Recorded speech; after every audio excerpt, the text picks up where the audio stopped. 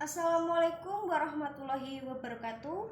Perkenalkan, nama saya Nadalia Sariendia Sukmawati dari Prodi Ekonomi. Di sini nanti saya akan menjelaskan mengenai akuntansi sebagai sistem informasi. Perhatikan gambar berikut ini ya. Apabila gambar di samping itu, tentu Anda langsung bisa mengetahui. Ya, gambar di samping menunjukkan kegiatan pelayanan jasa di sebuah salon. Setiap jenis produk pelayanan jasa mempunyai tarif harga yang berbeda. Pihak pemilik salon mempunyai berbagai faktor dalam menetapkan harga, mulai dari yang terkecil maupun sampai yang terbesar.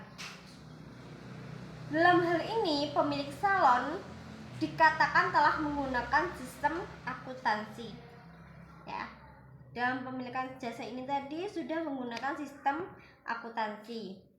Tentu kalian juga harus tahu pengertian akuntansi itu sendiri adalah apa. Ya, jadi akuntansi adalah proses mengidentifikasi, mengukur, dan mengomunikasikan informasi ekonomi sebagai dasar pertimbangan dan pengambilan keputusan para pemakainya. Ini kalian lihat gambar apakah? Ya, betul, ini gambar bagan. Berdasarkan bagan tersebut, informasi akuntansi diperlukan oleh pihak internal untuk membuat keputusan ekonomi terhadap organisasi. Sedangkan adapun oleh pihak internal, informasi akuntansi dipergunakan untuk membuat keputusan yang harus dilakukan oleh organisasi. Dapat kita ketahui bahwa akuntansi merupakan suatu proses di mana suatu proses itu menggunakan beberapa tahap. Yang pertama, tahap pencatatan. Pada tahap ini, transaksi keuangan yang terjadi dicatat dalam sebuah formulir pencatatan yang disebut apa? Jurnal. Ya, jurnal.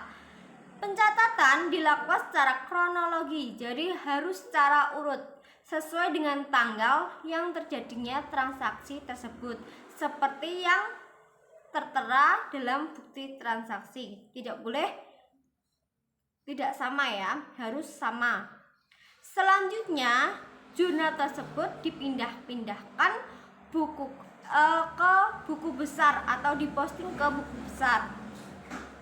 Selanjutnya, ini tahap pengikisaran, yaitu apa?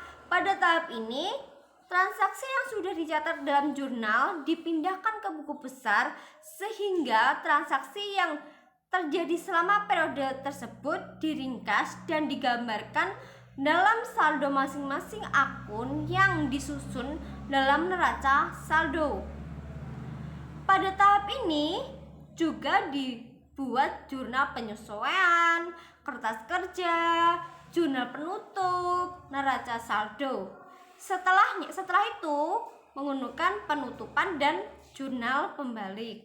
Yang ketiga, tahap pelaporan. Pada tahap ini, saldo akhir dari setiap akun dilaporkan dalam suatu dokumen tersendiri sehingga posisi keuangan dan hasil usaha selama periode yang bersangkutan dapat diketahui. Jadi terlihat jelas apa sih pengeluarannya, apa sih pemasukannya.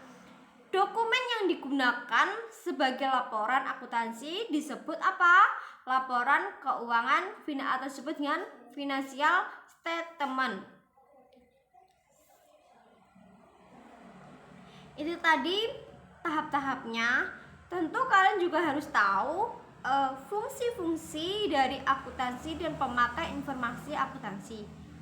Akuntansi berperan bagi berbagai pihak dalam menyajikan informasi yang diperlukan. Jadi sangat bermanfaat untuk sistem akuntansi ya.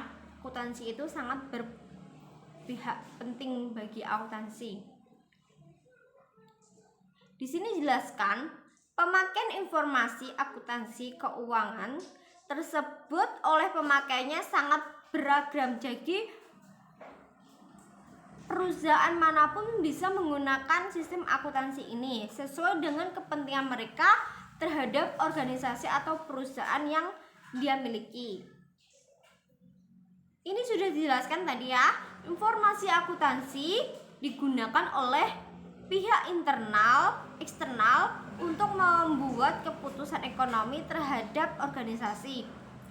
Adapun oleh pihak internal, informasi akuntansi dipergunakan untuk membuat keputusan yang harus dipergunakan oleh organisasi. Jadi ya, kalian juga harus tahu ini masing-masing pihak beserta kepentingannya terhadap informasi akuntansi dijelaskan sebagai berikut. Yang pertama, investor. Mengapa sih investor membutuhkan informasi akuntansi? Ada yang tahu? Ya, investor membutuhkan informasi akuntansi untuk menentukan keputusan dalam membeli, menahan, atau menjual investasi mereka dalam saham perusahaan. Keputusan investor seperti ini bisa terjadi dalam perdagangan efek di bursa efek. Yang kedua, karyawan. Apa pengaruh informasi akuntansi bagi karyawan? Apa sih pengaruhnya? Jadi, informasi akuntansi ini berfungsi untuk menilai kemampuan perusahaan dalam memberikan balas jasa, manfaat pensiun, dan kesempatan kerja.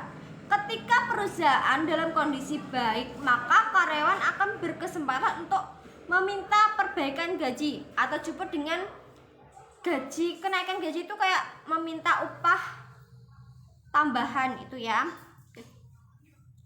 Selanjutnya, pemberian pinjaman. Apa syarat utama bagi perusahaan yang ingin mengajukan pinjaman ke bank? Apa?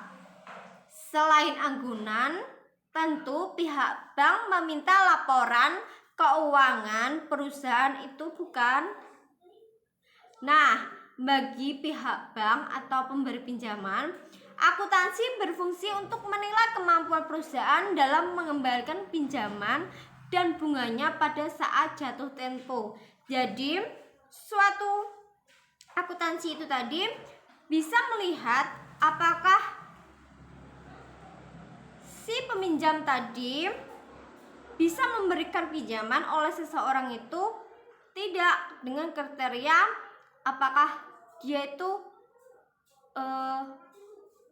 bisa nggak, patut nggak kalau dia dipinjamin gitu ya.